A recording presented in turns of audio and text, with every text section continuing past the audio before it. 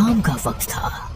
कस्बे से दूर बसे पुराने गांव भैरवपुर की गलियां हर रोज की तरह सुनसान हो चुकी थी। आसमान में हल्के बादल थे और ठंडी हवा के झोंके पुरानी हवेली की टूटी खिड़कियों से सनसनाहट पैदा कर रहे थे।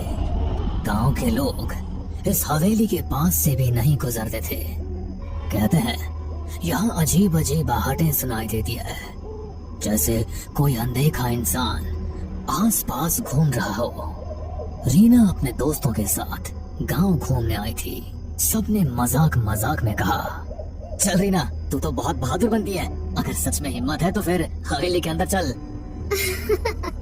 मुझे किससे डर लगेगा? भूत भूत जैसी कोई चीज नहीं होती। रीना अकेली हवेली के अंदर चली गई। टॉर्च की रोशनी टूटी दीवारों पर पड़ते ही डरावनी परछाइयां बनने लगी। वो चौंक कर पलटी।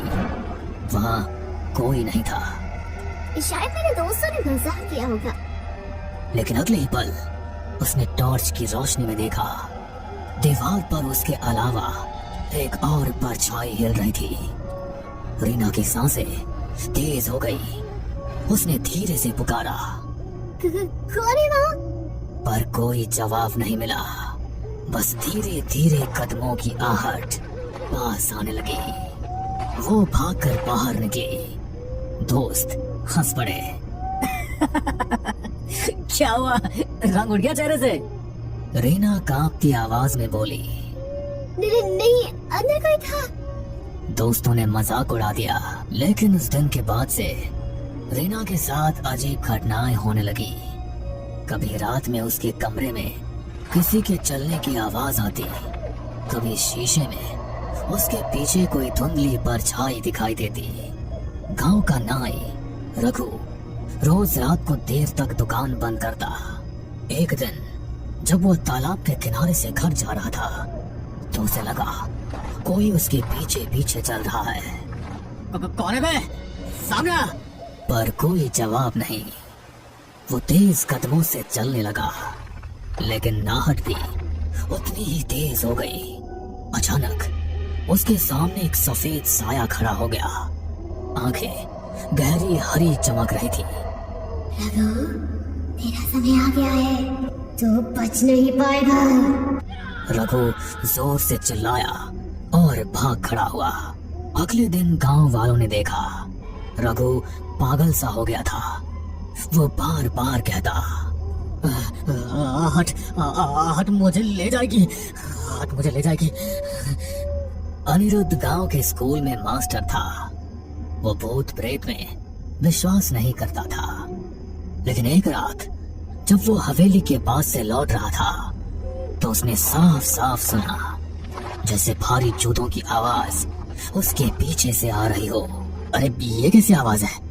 यहाँ तो कोई और नहीं है। वो मुड़ा, लेकिन पीछे सिर्फ खाली सड़क थी।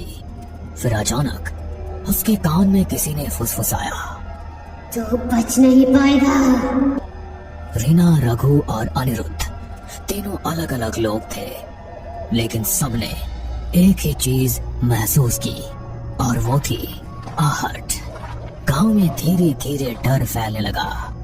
लोग कहने लगे कि हवेली में दबे किसी रहस्य की वजह से ये सब कुछ हो रहा है। गांव भैरवपुर में अब हर कोई हवेली का नाम लेते ही सिहर उठता। रीना का चेहरा अब पीला पड़ चुका था। रघु पागलपन की हद तक डर चुका था और अनिरुद्ध मास्टर भी अब रात को अकेले निकलने से कतराने लगा था। लेकिन ये डर यहीं नहीं रुका। सविता रोज रात को अपने आंगन में तुलसी को दिया जलाती थी। उस रात भी उसने वैसा ही किया, लेकिन जैसे ही दिया जलाया उसे लगा मानो आंगन में कोई खड़ा है। कौन है वहाँ? अंधेरे में कुछ भी नहीं दिखा, लेकिन हवा का एक तेज झोंका आया और दिया बुझ गया। सविता ने माचिस जलाई, तभी देखा आंगन के कोने में एक औरत खड़ी थी, काली साड़ी में, बाल बिखरे हुए। हे भगवान! वो औरत धीरे धीरे आगे बढ़ी और उसके कान में फुसफुसाई, आहट सुनो, आहट सुनो, तुम्हें कोई लेने आ रहा है। सविता चीख पड़ी। घर वाले दौड़े, लेकिन वहां कोई नहीं था। अगर यहाँ कोई आत्मा है तो आज मैं उसे शांति दूंगा। वो मंत्र पढ़ने लगा। तभी हवेली की सीढ़ियों पर धीमे धीमे कदमों की आवाज आई। कौन है वहाँ? कोई जवाब नहीं। लेकिन अचानक उसके सामने लोहे की जंजीर अपने आप हिलने लगी। मोहन घबरा गया, लेकिन हिम्मत करके मंत्र पढ़ता रहा। तभी दीवार पर खून से लिखा उभर आया। आहट से बचना नामुमकिन है। मोहन के हाथ से माला गिर गई। वो भागते भागते गांव लौटा। ये जगह अशुभ है, वहाँ कोई अनदेखी शक्ति है। अमर गांव और कस्बे के बीच बस चलाता था। एक रात उसकी बस में कोई भी यात्री नहीं था। बस सुनसान सड़क से गुजर रही थी। अचानक उसने देखा बस की पिछली सीट पर कोई बैठा है। उसने शीशे में देखा सफेद कपड़े पहने एक आदमी जिसका चेहरा धुंधला था। अरे कौन है? टिकट लो। कोई जवाब नहीं। अमर बस रोककर पीछे गया। सीट खाली थी। वो लौटकर ड्राइवर सीट पर बैठा। तभी उसके कान में आवाज आई। बस चलते रहो, आखिरी मंजिल तो मेरे पास है। अमर की हालत खराब हो गई। उस दिन के बाद उसने रात में बस चलाना ही छोड़ दिया। गांव वालों की दहशत सुनकर पुलिस ने जांच के लिए डीसीपी अरविंद को भेजा। अरविंद बहुत तर्क संगत इंसान था। भूत प्रेत की बातों पर हंसता रहता था। अरे ये सब अंधविश्वास है, मैं खुद हवेली जाऊंगा और देखूंगा। रात को टॉर्च लेकर हवेली पहुंचा। दीवारें खंडहर हो चुकी थी, लेकिन अचानक सीढ़ियों पर भारी कदमों की आहट गूंजी। रुको, कौन है वहाँ? उसने टॉर्च चलाई। सामने कोई भी नहीं था, लेकिन अगले ही पल उसे लगा जैसे किसी ने उसके कंधे पर हाथ रखा हो। वो पलटा, वहां सिर्फ हवा थी। फिर उसने कानों में साफ सुना, तू सच जानना चाहता है तो तहखाने में उतर। अब तक अलग अलग लोगों ने अलग अलग तरीके से आहट सुनी थी। सब घटनाएं अलग अलग थी, लेकिन एक ही बिंदु पर जाकर जुड़ती थी, आहट। मुझे लगता है हवेली में कुछ राज छिपा है। जब तक पता नहीं चलेगा ये सब हमें चैन से नहीं जीने देंगे। अरे तो पागल हुई है क्या? तो फिर से वहाँ जाना चाहती है? हाँ, अगर सच्चाई सामने नहीं आई तो ये आहटें हमें ऐसे ही डराती रहेगी। गांव भैरवपुर अब दहशत का पर्याय बन चुका था। लोग रात को घर से बाहर निकलना बंद कर चुके थे। हर कोई वही सुनता, धीमे कदमों की आहट। रीना का डर अब जिज्ञासा में बदल चुका था।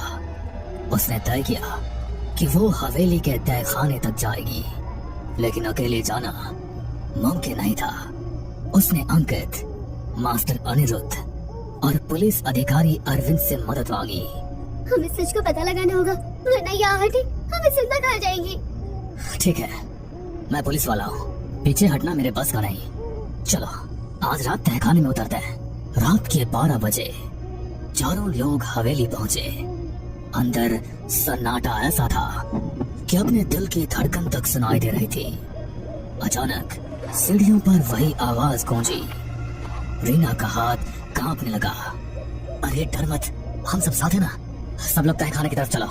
हवेली के पीछे एक पुराना लोहे का दरवाजा था जिस पर जंग लगी थी। अरविंद ने जोर से धक्का दिया। दरवाजा चरमराते हुए खुला और बदबू का एक तेज झोंका आया। सीढ़ियां नीचे अंधेरे में उतर रही थी। चारों लोग नीचे उतरे। तहखाना ठंडा और सीलन भरा था। दीवारों पर काई जमी थी और बीचों बीच एक टूटी चौकी रखी थी।